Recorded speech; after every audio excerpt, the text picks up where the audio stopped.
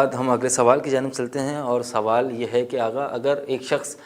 بیرون ملک ہو اور وہ اپنی زوجہ کو طلاق دینا چاہے تو اس کا کیا طریقہ کار ہوگا، بیان فرمائیے گا۔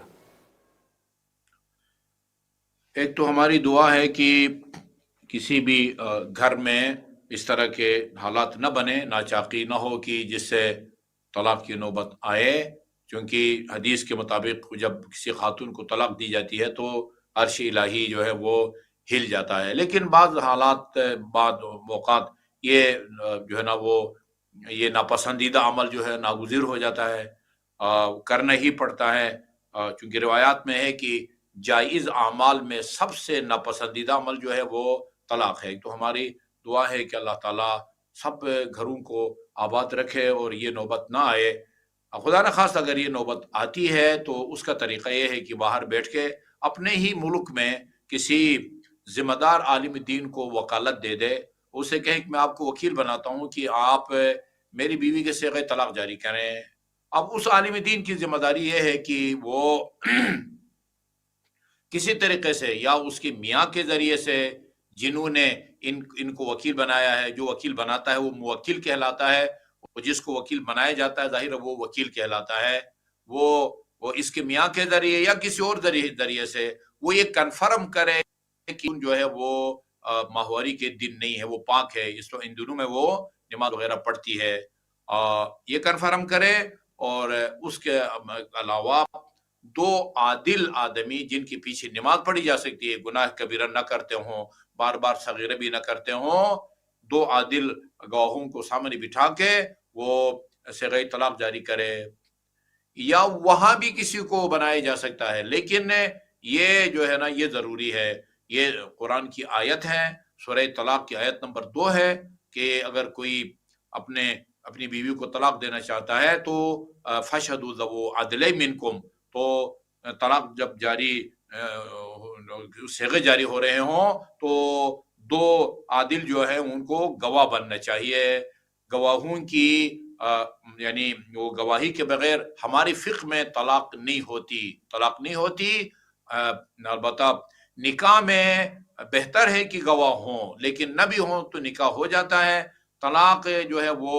عادل گواہوں کی گواہی کے بغیر نہیں ہوتی، جبکہ اہل سنت فقہا کے ہاں اس کا الٹ ہے۔ اہل سنت کے فقہا کے ہاں نکاح کے موقع پر گواہوں کی گواہی ضروری ہے، طلاق کے موقع پر جو ہے وہ عادل گواہوں کی گواہی ضروری نہیں ہے۔ جی ہاں، یہ طریقہ ہے۔ جی شکریہ۔ اس کے بعد اگلا سوال ایک لائیو کالر کا ہمارے پاس موجود ہے، اور انہوں نے یہ پوچھا ہے کہ آغا ایک بزرگ شخص ہیں اور وہ حج پر جانا چاہتے ہیں اور وہ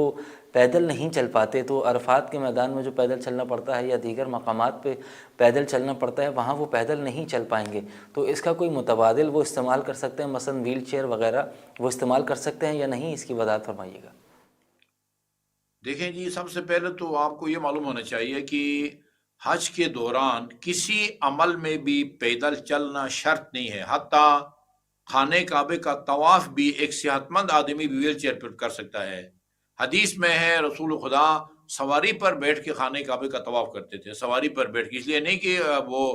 بیمار تھے، ان کے کمر میں تکلیف تھی، گھٹنوں میں تکلیف تھی۔ ایک صحت مند جوان آدمی بھی ویل چیئر پر بیٹھ کے خانہ کا طواف بھی کر سکتا ہے اور صفا و مروہ کے درمیان سعی بھی کر سکتا ہے، لیکن شرط یہ ہے کہ ویل چیئر وہ خود چلائے یا کوئی اور چلاتا ہے تو وہ جو ویل چیئر پر بیٹھا وہ بندہ ہے وہ اس طرح کی ہو کہ آپ جب چاہیں اس کو روک سکتے ہیں، اور یہ سسٹم ہے وہاں آپ پاؤں دبا دیں اور یوں سمجھے ایک بریک چیز ہوتی ہے، آپ اس کو روک سکتے ہیں۔ نہ طواف کے دوران نہ صفا اور مروہ کے درمیان سعی کے دوران آپ کا پیدل چلنا جو ہے نا وہ ضروری نہیں ہے۔ چیز آئی کہ وہ میدان عرفات سے مزدلفہ سے مینا،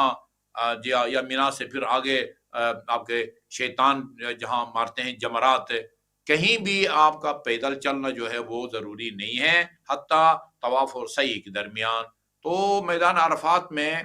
ظہر سے لے کر شام تک وہاں ٹھہرنے کے بعد لوگ گاڑیاں ہوتی ہیں، لیکن وہ یعنی اس طرح عام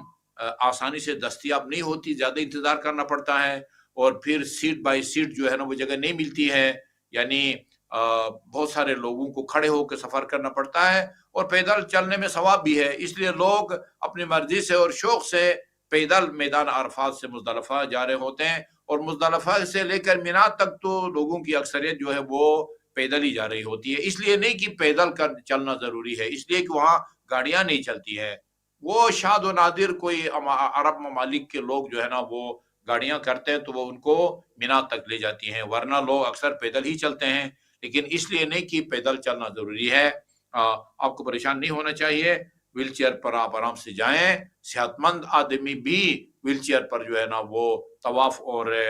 سعی کر سکتا ہے، مریض آدمی تو اور زیادہ اس کا عذر قابل قبول ہے۔